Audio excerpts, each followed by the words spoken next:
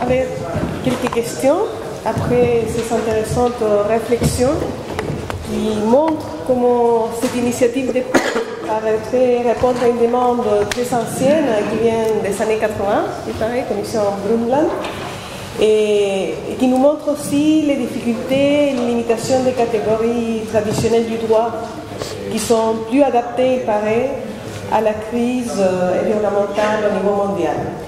Donc on va passer aux questions maintenant du public.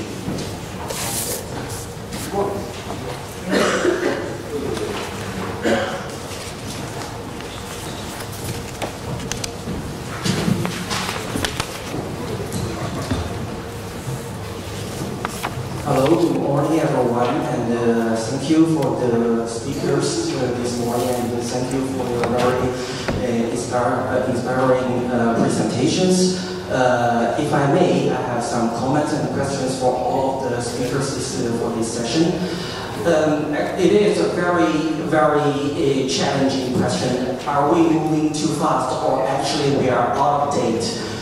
This question actually made me remember an interview early this year, in February this year. We know that nowadays France is playing a leading role to push this pact. Coincidentally, the interview I had in February was with a French lady, and she was the former Minister of Environment in France during the 1990s. And during the interview, I asked her opinion about the global impact for environment. Actually, yeah, here we are. We all support the impact, but we cannot ignore some different voice from different corners in the world. Actually, and she put her comments in a less charitable way, and she said the main purpose of this pact is to call for the actions from the member states of the international community. And actually all the principles and approaches highlighted in this pact are nothing new. We repeated many times in different international treaties, conventions about all those environmental principles and approaches. Actually today, this kind of impact it's repeating all these principles again in a big symbolic gesture. So all these weapons, even the legal weapons we mentioned in this pact, she said, are out of date. They were for the environmental challenges for the last centuries. If we still rely on all those kind of principles to fix all those the environmental issues we are facing now, then there's no future left.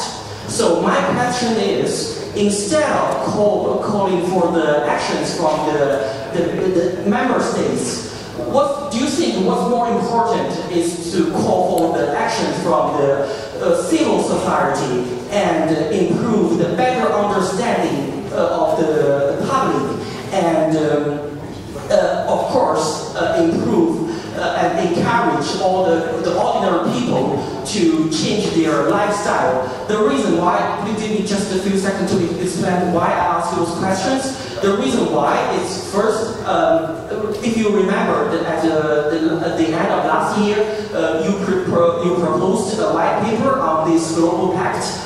And I was honest, I was one of the authors for the chapter Environmental Education and Training. So the works on this chapter actually gave me a very new idea and an angle to think about it.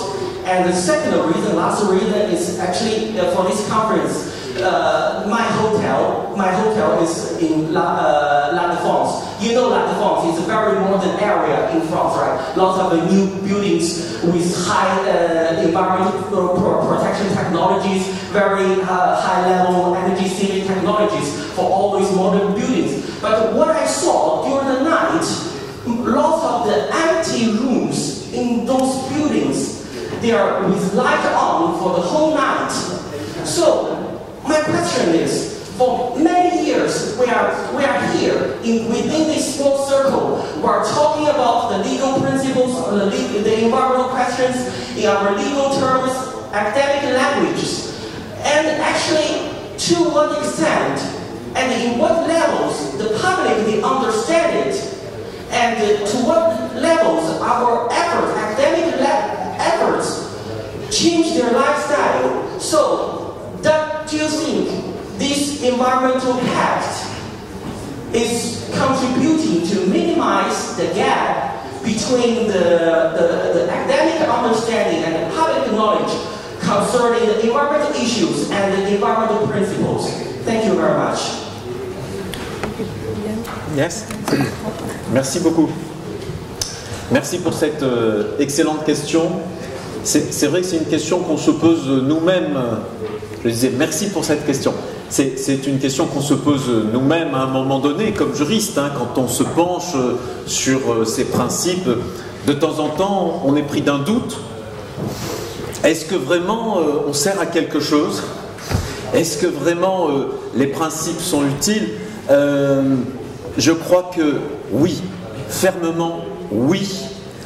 Les principes généraux dans un système juridique sont essentiels. Même si on peut avoir l'impression d'un décalage entre le caractère un peu théorique d'un texte et les lumières allumées dans un immeuble la nuit, le chemin est un peu long entre les deux. Je crois que ce travail est essentiel. Nous avons besoin du droit. Le droit est un des outils pour conduire et guider les comportements humains. Bien sûr, il y a un décalage entre ce qui est inscrit dans le marbre des textes et la réalité pratique. C'est inévitable, ce décalage. Mais pour autant, il ne faut pas se décourager. Nous avons besoin du droit et je suis convaincu que le droit, et en particulier les principes généraux du droit, jouent un rôle essentiel de transformateur de la réalité. L'IPBES, la plateforme, le GIEC de la biodiversité, la plateforme qui s'est réunie la semaine dernière, a fait ses constats de scientifiques, avec leur casquette de scientifiques, décrivant l'état catastrophique de la biodiversité. Une fois qu'ils ont fait ce constat, mettez-vous à leur place. Qu'est-ce qu'ils ont conclu? Nous avons besoin de droit. Leur conclusion, presque, c'est un passage de relais entre les scientifiques et nous. Leur conclusion, c'est que nous avons besoin de droit environnemental. Nous avons besoin que le droit soit appliqué. Parce qu'il y a un moment où, inévitablement, pour agir, on a besoin de droit. Et alors, évidemment, ça prend du temps. J'aime bien prendre cet exemple qui est, je trouve, très explicite pour, en tout cas, les juristes européens qui connaissent bien ça. C'est l'exemple de la Convention européenne des droits de l'homme. Vous connaissez peut-être cette convention. Cette convention a joué un rôle extraordinaire. Elle a produit un impact profond dans tous les systèmes juridiques de tous les États européens. Elle a conduit à modifier des lois dans tous les domaines, en matière de droit des détenus, pour les gardes à vue, pour le droit des étrangers, pour le droit des homosexuels, pour les libertés de communication, d'information. Elle a conduit à d'énormes changements, mais ça a pris du temps. Cette convention a été adoptée en 1950. On ne s'est pas réveillé le 1er janvier 1951, un beau matin, en se disant « ça y est, tout a changé ». Il a fallu des années et des années de nouvelles lois, de nouvelles jurisprudences. Cette convention a joué un rôle de fertilisation des systèmes juridiques.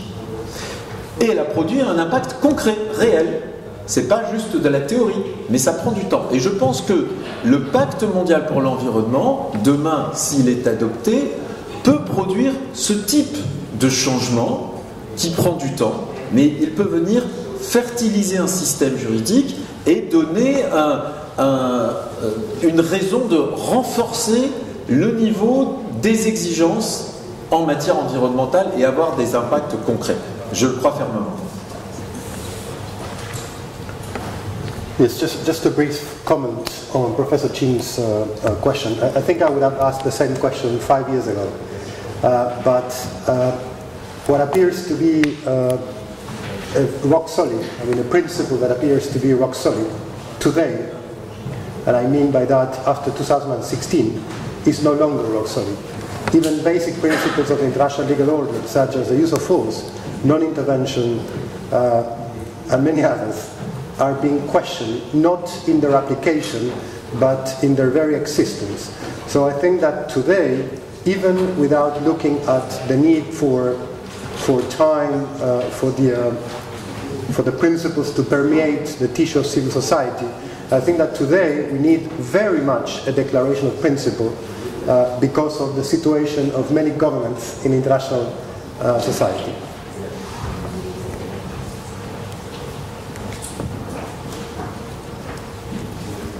Merci beaucoup, Alejandro Torres-Campolli, cabinet de Hague. Je vous remercie à tous pour cette fascinante explication des origines de ce pacte et dont les objectifs que je partage pleinement. Et je dis ceci parce que je ne veux pas que ma question soit prise comme une critique trop directe. Mais je me posais surtout la question de la légitimité du pacte global pour l'environnement. Nous savons tous que la légitimité est un élément fondamental à l'efficacité de toute norme de droit international, notamment de régime conventionnel. Et d'après ce que je comprends, l'origine de la légitimité de ce pacte trouve son appoint pour l'instant, en tout cas dans son objectif et dans l'urgence de cet objectif qui est commun à nous tous. Mais qu'en est-il de la légitimité, ou peut-être manque de légitimité de son origine, qui vient évidemment d'un groupe d'experts, c'est-à-dire d'une petite communauté épistémique.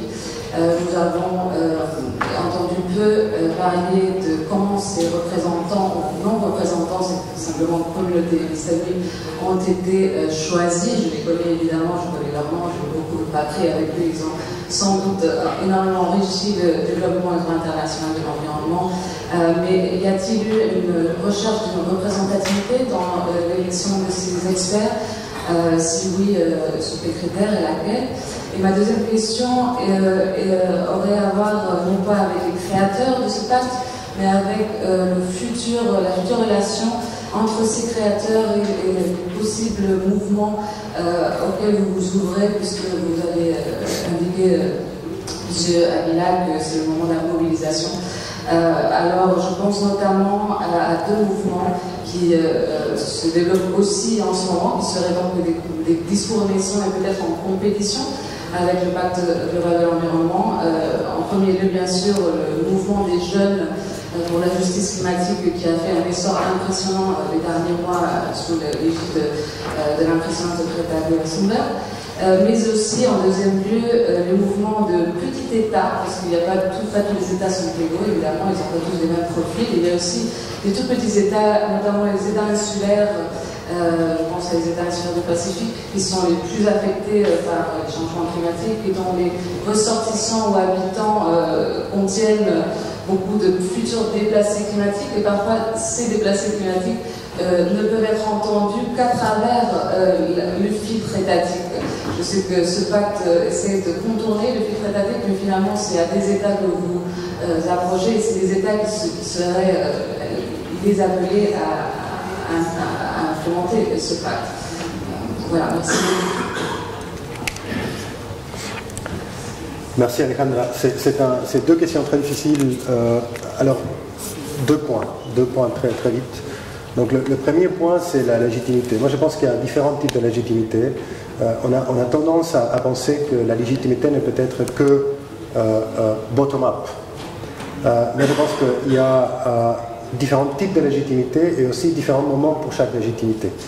De la même manière que moi, je ne prétendrai pas être Pavarotti, je n'ai pas de légitimité pour vous entretenir avec ma voix.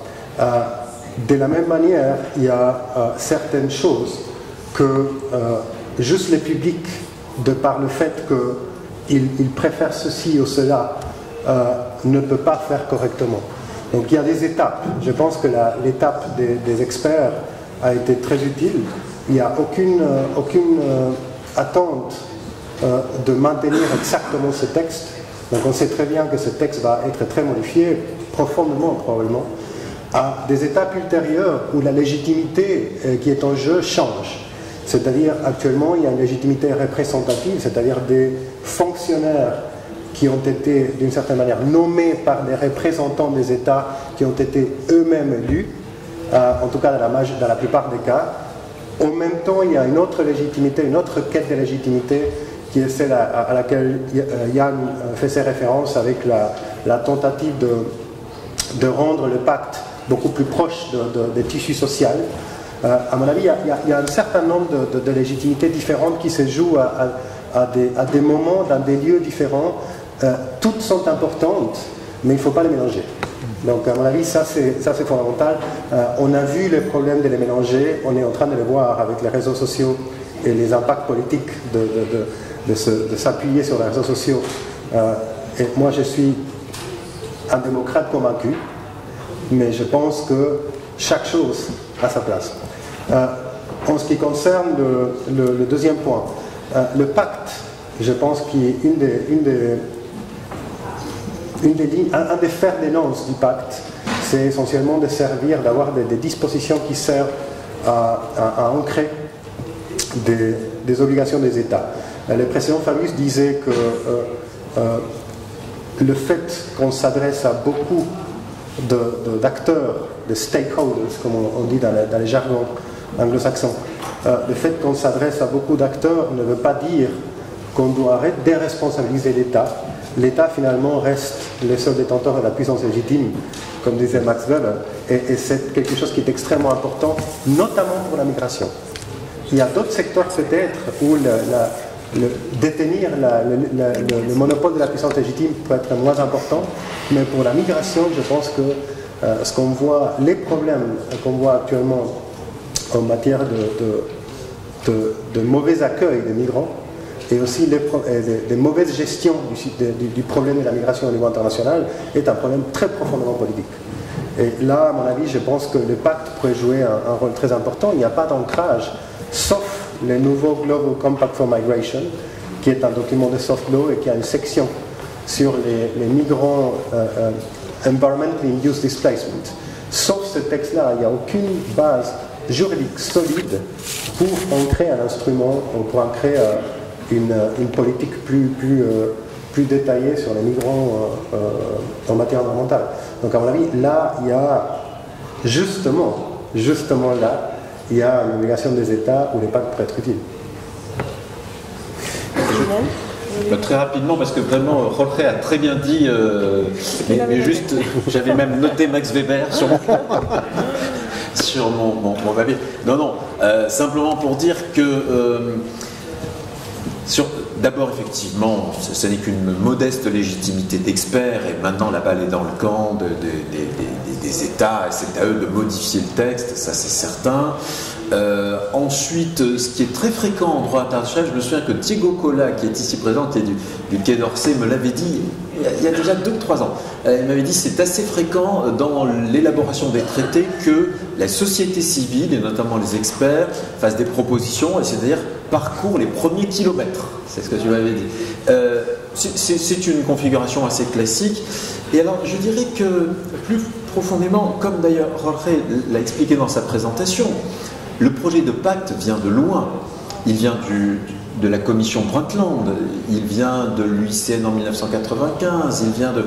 Quand on a rédigé, mais vraiment, le stylo à la main, les différents articles du pacte qu'on proposait, nous, modestement, qui étaient discutés, mais sur l'équité intergénérationnelle, sur des sujets de ce genre, sur les générations futures, je me souviens être allé lire les listes de principes juridiques rédigés en 1987 par la commission Brundtland, être allé lire les principes rédigés en 1995 par le professeur allemand Wolfgang Börnem, qui est à l'origine du texte de l'UICN, un projet qui nous vient d'Allemagne en réalité d'ailleurs, au passage, et avec une petite émotion, en reprenant les mêmes mots que ceux qu'ils avaient écrits en 1987, les mots qu'ils avaient écrits en 1995. Et donc moi je me suis juste senti, nous nous sommes sentis comme les passeurs, les transmetteurs de quelque chose de plus ancien qui nous dépasse. Et donc c'est une légitimité qui est plus globale que celle des quelques experts qui ont rédigé ce projet. Merci, nous avons le temps des 5 dernières minutes. Il y avait quelqu'un là et je pense que c'est la dernière question pour passer au café, mais nous pourrions toujours discuter au café. Christina. Thank you very much, Christina Boy from the University of Oslo. Well, first of all, thank you, Monsieur Fabius and Jan and Jorge for your wonderful talks. But most of all, for your inspiration and your perseverance. You're really the steam engines of this process. I would like to offer just a very brief comment to Jorge's question, are we moving too fast? Earlier this week, I had a discussion with a very good senior colleague of mine at the University of Oslo about the pact, about this process. He was the personal secretary advisor to Gro Harlem Brundtland when she chaired the World Commission on Environment and Development, and he was very centrally involved in drafting the report, and in particular because he's a lawyer, the passage that you quoted to us. And when I explained to him the idea of the pact and the process, his words were, "Oh, finally, you're 30 years late."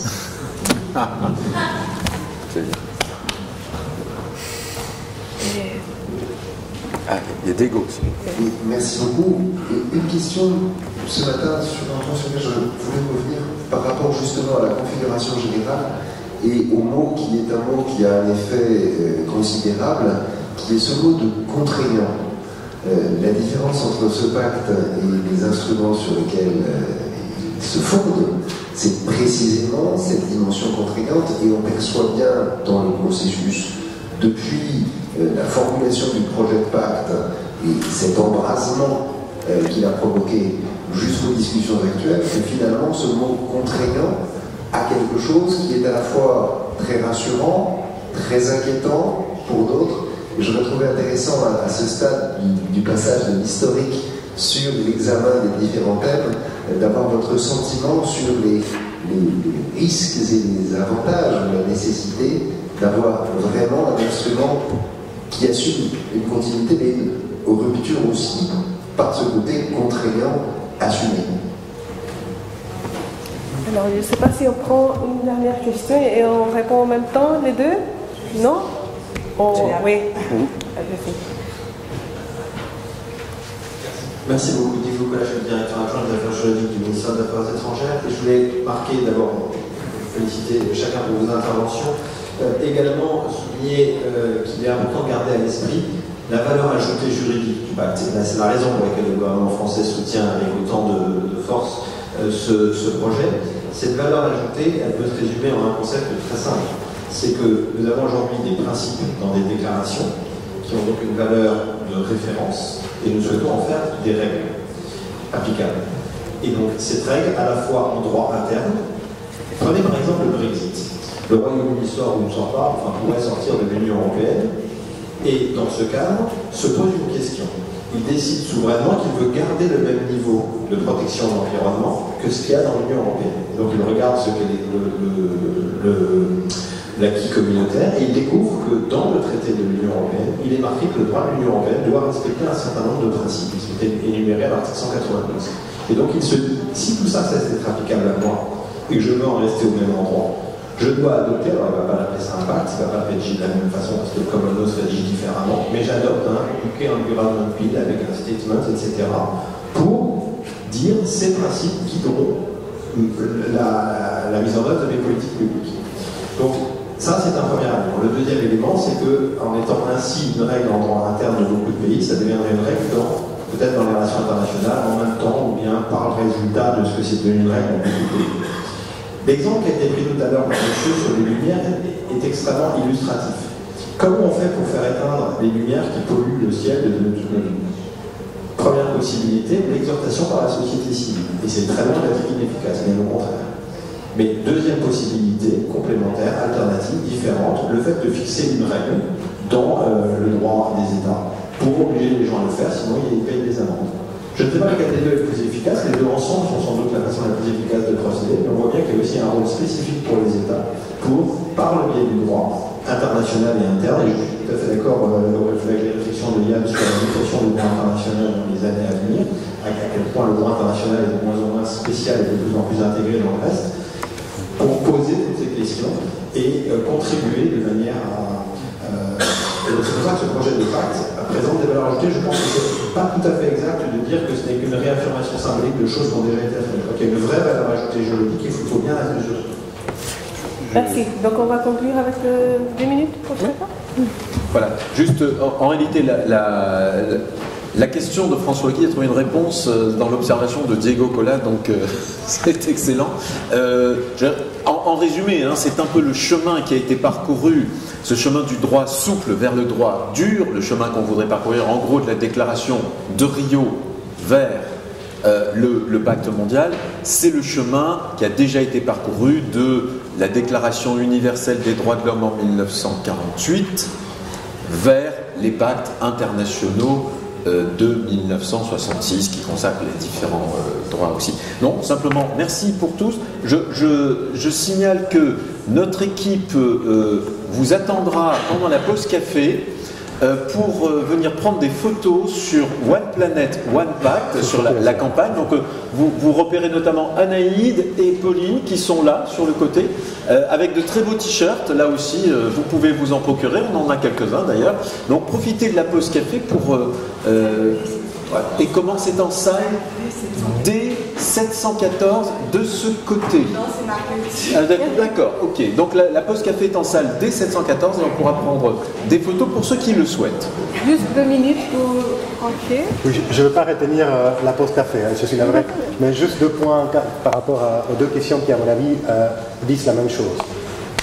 Essentiellement, le premier point est le suivant. Actuellement, il y a en droit international de l'environnement 3 principes qui ont une valeur coutumière. 3. Le pacte, il y en a beaucoup plus. Mais je vous dis, essentiellement, il y a le principe de prévention, l'exigence de conduire une étude d'impact préalable et le principe de coopération dans un cadre transfrontière. Donc ça, c'est les 3 seuls qui ont été reconnus sans aucune ambiguïté. Tout le reste, qu'on parle de la précaution, qu'on parle du principe de non-régression, de progression, qu'on parle du principe de participation publique. Et je pourrais continuer, c'est les principes fondamentaux qui, actuellement, ne sont pas reconnus comme contraignants. Ils sont reconnus dans certains tribunaux, pas dans d'autres. Donc, malheureusement, il n'y a pas de reconnaissance commune. Donc, un pacte a certainement la valeur de la contribution de fixer un cadre commun. Deuxième point, même quand ils sont reconnus de manière avec beaucoup de liberté d'interprétation. Le principe de prévention peut vouloir dire des choses extrêmement différentes d'un contexte à l'autre. Alors, avoir un pacte avec un certain type de mécanisme institutionnel, même très, très léger, qui peut interpréter ces principes, serait fondamental, en pratique fondamentale. Merci beaucoup. Nous revenons en 15 minutes.